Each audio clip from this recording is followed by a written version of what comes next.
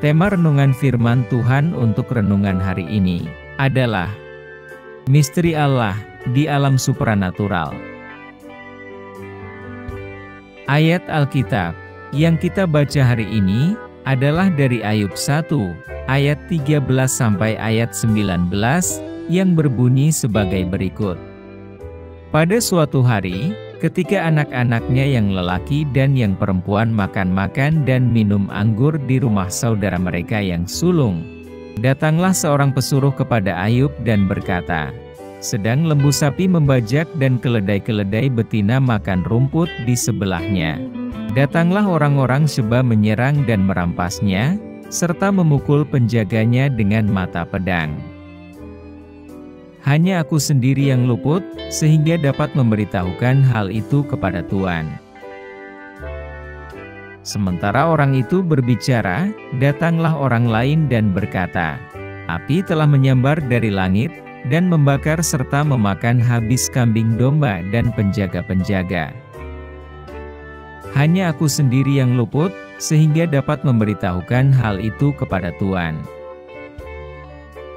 Sementara orang itu berbicara, datanglah orang lain dan berkata, orang-orang Kasdim membentuk 3 pasukan, lalu menyerbu unta-unta dan merampasnya, serta memukul penjaganya dengan mata pedang. Hanya aku sendiri yang luput, sehingga dapat memberitahukan hal itu kepada Tuan. Sementara orang itu berbicara, datanglah orang lain dan berkata, anak-anak Tuan yang lelaki dan yang perempuan, sedang makan-makan dan minum anggur di rumah saudara mereka yang sulung. Maka tiba-tiba angin ribut bertiup dari seberang padang gurun. Rumah itu dilandanya pada 4 penjurunya, dan roboh menimpa orang-orang muda itu, sehingga mereka mati. Hanya aku sendiri yang luput, sehingga dapat memberitahukan hal itu kepada Tuan.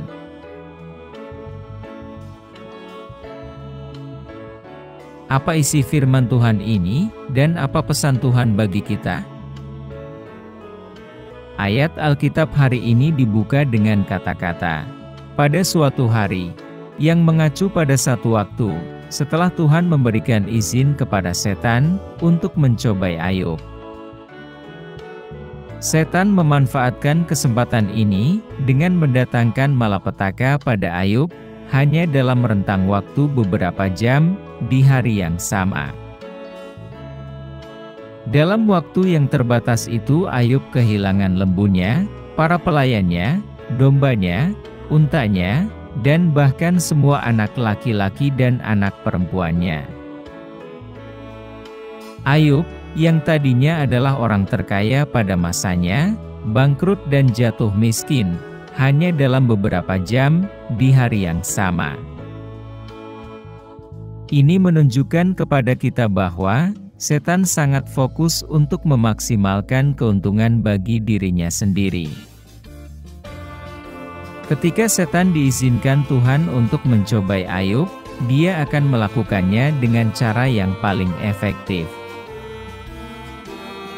Oleh karena itu, kesempatan apapun yang kita berikan kepada setan sangatlah berbahaya. Kita harus menyadari bahwa setan akan selalu memaksimalkan setiap kesempatan yang diberikan kepadanya untuk segera dimanfaatkan sepenuhnya. Tragedi yang menimpa Ayub disebabkan karena berbagai sebab, namun kita tahu bahwa penyebab sebelumnya adalah hasutan dan pekerjaan setan. Kita belajar sesuatu tentang cara setan bekerja. Dia tidak bergerak dengan memaksa orang-orang Sheba dan orang-orang Kasdim untuk melakukan hal-hal yang pada dasarnya tidak ingin mereka lakukan terhadap Ayub yang saleh. Namun setan mencapai tujuan jahatnya dengan merayu dan mengeksploitasi sisi jahat dari sifat manusia, yang pada dasarnya adalah manusia berdosa dan tamak. Malapetaka juga menimpa putra-putri Ayub, ketika mereka berpesta di rumah kakak laki-laki tertua mereka. Kita tahu, dalam renungan sebelumnya, yang juga mencakup Ayub pasal 1, ayat 4 dan ayat 5, di mana Ayub secara khusus selalu mempersembahkan korban bakaran bagi putra-putrinya pada hari-hari ketika pesta baru saja berakhir, untuk menghindari murka Tuhan jika ada kesalahan yang dilakukan putra-putrinya.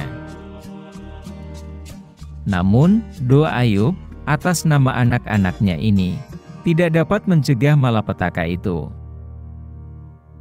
Ini membuat krisis yang dialami semakin terlihat misterius dan dirasakan bermasalah bagi Ayub.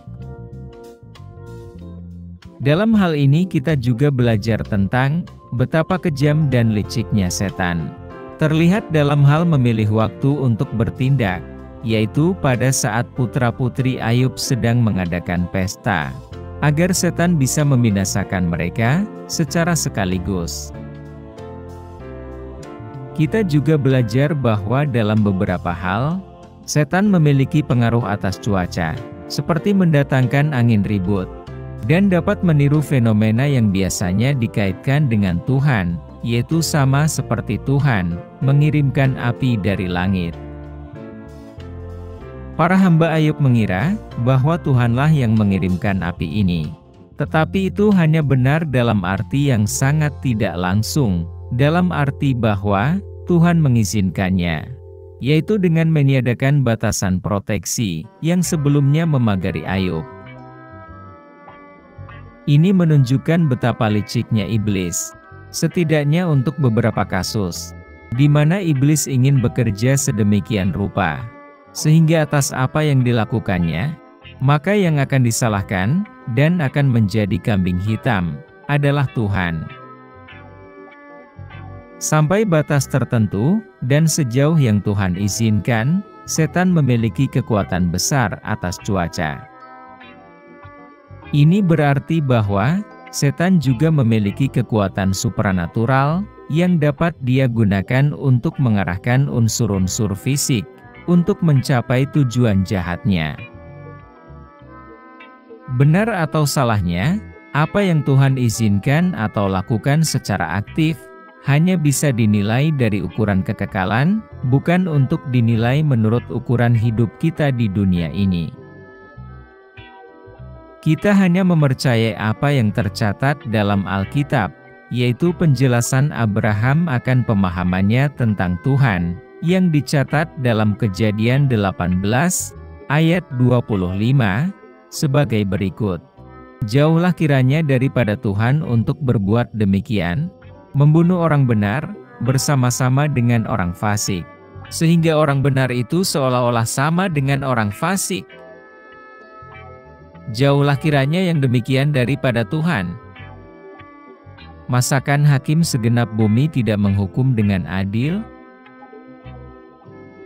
Inilah misteri Tuhan di alam gaib, yang hanya bisa kita pahami, juga dengan menggunakan sudut pandang supranatural.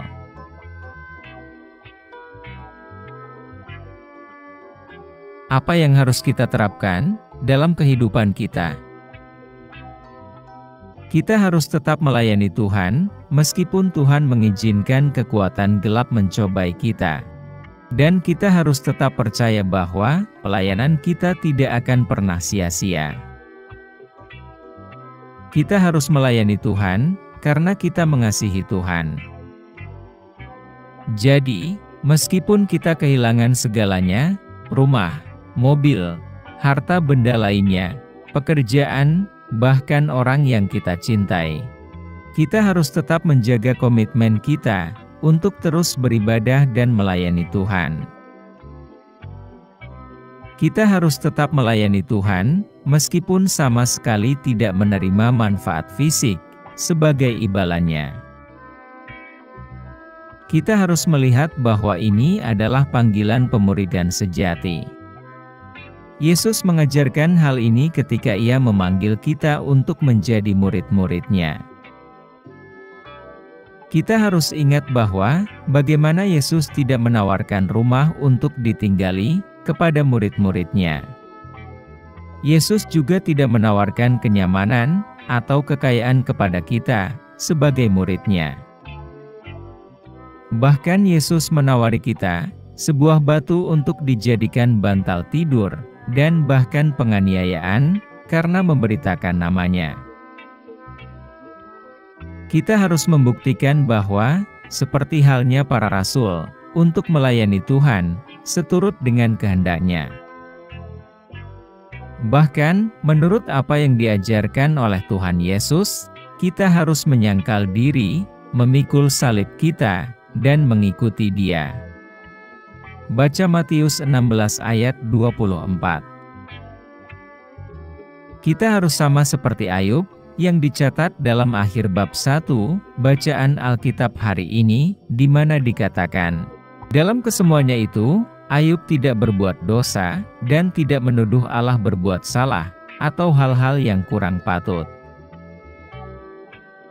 Inilah tujuan pelayanan kita, melalui penderitaan kita, melalui tragedi, dan melalui berbagai pencobaan.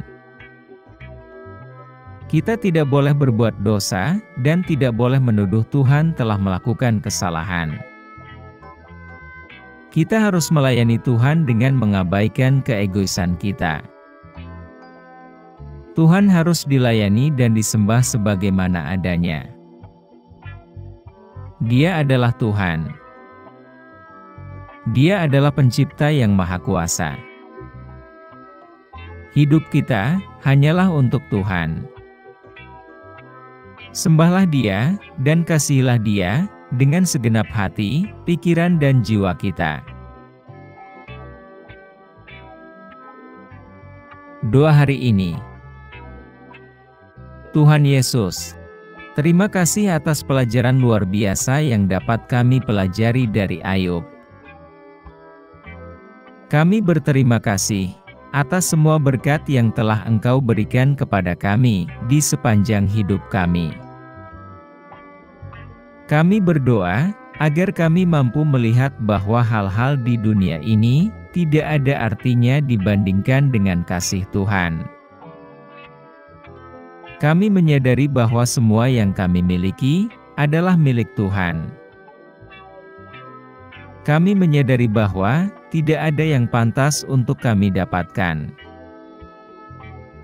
Tak satu pun dari yang kami miliki adalah dari hasil tangan kami sendiri, karena kami datang ke dunia dengan telanjang dan tidak membawa apa-apa. Semua yang kita miliki sejak lahir telah diberikan kepada kami oleh tangan Tuhan. Ajari kami untuk memiliki iman yang kuat seperti Ayub. Baik kami kaya ataupun miskin, memiliki banyak harta atau memiliki sedikit harta, atau ketika kami bersukacita atau berduka, ketika Tuhan memberi atau mengambil, kami berdoa agar kami selalu dipenuhi dengan sukacita, dan selalu bersyukur atas semua kebaikan Tuhan, dan mengakui bahwa Engkau adalah Tuhan dan Juru Selamat kami, yang mati bagi kami, agar kami dapat hidup, dan semuanya hanya untuk pujian dan kemuliaan bagi nama Tuhan. Dalam nama Tuhan Yesus, kami telah berdoa. Amin. Kiranya Tuhan menguatkan kita, dan kasih karunia Tuhan Yesus menyertai kita.